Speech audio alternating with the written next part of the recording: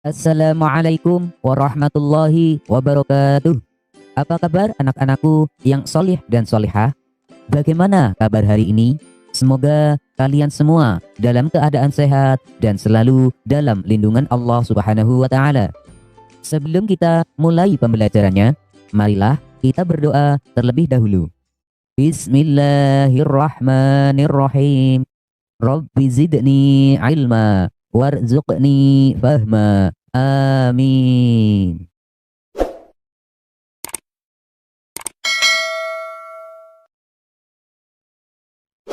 Dalam video pembelajaran kali ini, kita akan mempelajari materi tentang kisah teladan Luqman. Dengan submateri, siapakah Luqman? Setelah mempelajari video pembelajaran ini, semoga kalian dapat memahami siapakah Luqman. Luqman adalah anak dari Baulah bin Nahur bin Tareh. Sedangkan Tareh merupakan nama dari Azar, yaitu ayah Nabi Ibrahim alaihissalam. Luqman berkebangsaan Habsyi yang berasal dari kota Sudan. Luqman adalah hamba Allah yang soleh. Dia bukanlah seorang nabi, akan tetapi Allah Subhanahu wa Ta'ala memuliakannya dengan memberikan hikmah atau kebijaksanaan kepadanya, sehingga nasihat Luqman kepada anaknya diabadikan di dalam Al-Quran. Pada awalnya, pekerjaan Luqman adalah seorang tukang kayu, tukang jahit, dan penggembala domba. Namun, karena dia memiliki kekuatan dan hikmah dari Allah Subhanahu wa Ta'ala, kemudian diangkatlah dia menjadi qadhi atau hakim, yaitu pada zaman Nabi Daud alaihissalam, dan sekaligus menjadi guru Nabi Daud alaihissalam sebelum diangkat menjadi nabi. Luqman hidup selama 1000 tahun. Dia menikah dan dikaruniai banyak anak, akan tetapi semua anaknya meninggal dunia ketika masih kecil. Semua itu ia terima dengan ikhlas, karena ia yakin dan sadar bahwa semua yang terjadi adalah atas kehendak Allah Subhanahu wa Ta'ala. Salah satu kisah Luqman yang terkenal adalah tentang dia, anaknya, dan seekor keledai. Pada suatu hari, Luqman masuk ke pasar dengan menunggang sebuah keledai, sedangkan anaknya mengikuti dari belakang dengan berjalan kaki.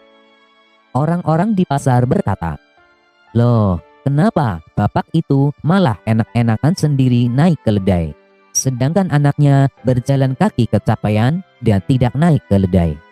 Zalim banget itu ayahnya." Orang lain berkata, "Betul, lebih baik anaknya yang dinaikkan ke atas keledai. Kasihan anaknya kan?" Akhirnya, Luqman pun turun dan menaikkan anaknya ke atas keledai.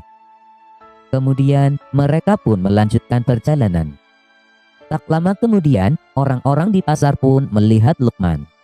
Mereka berkata, "Masa ayahnya yang sudah tua dibiarkan berjalan kaki? Zalim banget anak itu." Kemudian orang lain berkata, "Iya, seharusnya anak itu mengutamakan ayahnya untuk naik keledai, bukannya malah menyiksa ayahnya begitu." Astagfirullah. Luqman pun berhenti lagi. Kemudian ia menaiki keledai itu bersama dengan anaknya, dan mereka pun melanjutkan perjalanan.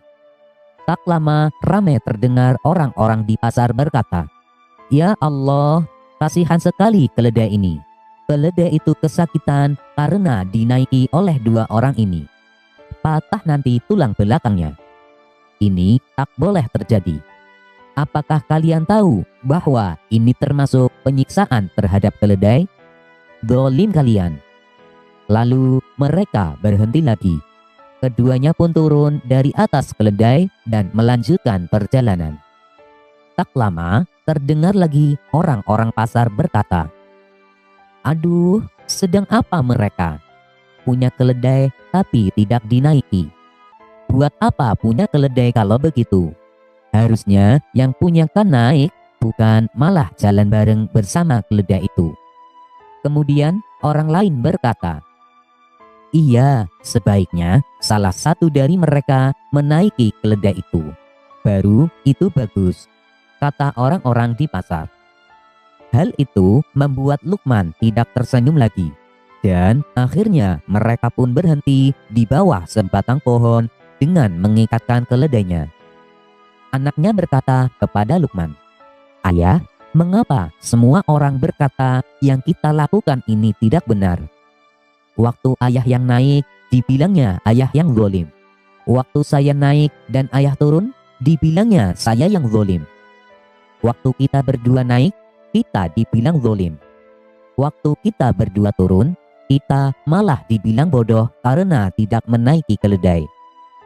Luqman pun berkata kepada anaknya, "Itulah yang ingin ayah tunjukkan tadi. Kita ini tidak akan bisa memuaskan hati semua orang. Tuhan menjadikan mulut manusia bisa berbicara.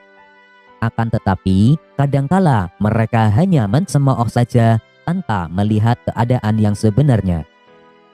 Kemudian, anaknya bertanya kembali, "Apa maksud ayah? Apakah mereka tidak boleh berkata seperti itu?" Luqman menjawab, "Mereka boleh berkata apapun. Tapi sebagai manusia yang beriman kepada Allah Subhanahu wa Ta'ala, kita seharusnya yakin bahwa apa yang kita lakukan adalah niat karena Allah Subhanahu wa Ta'ala semata, bukan karena manusia. Kalau kita berbuat sesuatu karena pendapat manusia, maka kita akan menjadi keliru karena manusia itu berbeda-beda pendapatnya. Biarlah Allah Subhanahu wa Ta'ala saja yang akan menghakimi kita atas apa yang kita lakukan itu benar atau salah." Lalu anaknya bertanya kembali, "Berarti tidak salah dong jika kita naik keledai atau berjalan kaki, asalkan kita tahu apa alasan yang kita perbuat itu, kan ya?" Kemudian Luqman menjawab, "Iya, betul sekali. Kita tidak boleh risau dengan apa yang orang lain katakan. Yang perlu kita khawatirkan adalah apa yang akan Allah Subhanahu wa Ta'ala katakan kepada kita jika kita melakukan suatu perbuatan." Berdasarkan kisah Luqman tersebut, keteladanan yang dapat kita ambil adalah kita harus memiliki prinsip yang kuat dalam melakukan suatu perbuatan. Jika kita melakukan sesuatu karena pendapat manusia, maka kita akan keliru. Karena manusia itu berbeda-beda pendapatnya. Biarlah Allah Subhanahu wa Ta'ala saja yang akan menghakimi kita atas apa yang kita lakukan itu benar atau salah. Kemudian, semua yang kita lakukan harus diniatkan hanya karena Allah Subhanahu wa Ta'ala. Sehingga apa yang sudah menjadi niatan kita tidak akan goyah dengan terpaan angin, tidak akan lapuk oleh hujan, dan tidak akan lekang oleh panas. Anak-anak, setelah kalian menyimak video pembelajaran ini, ayo jawablah pertanyaan-pertanyaan berikut. 1. Luqman adalah putra dari? 2. Mengapa Luqman diangkat menjadi hakim? Jelaskan. 3. Sebutkan 3 pekerjaan Luqman sebelum diangkat menjadi qadhi. 4. Sebutkan keteladanan dari kisah Luqman, anaknya, dan seekor keledai. Demikianlah pembelajaran kita kali ini. Untuk materi pembelajaran selanjutnya, tunggu video berikutnya. Wassalamualaikum warahmatullahi wabarakatuh.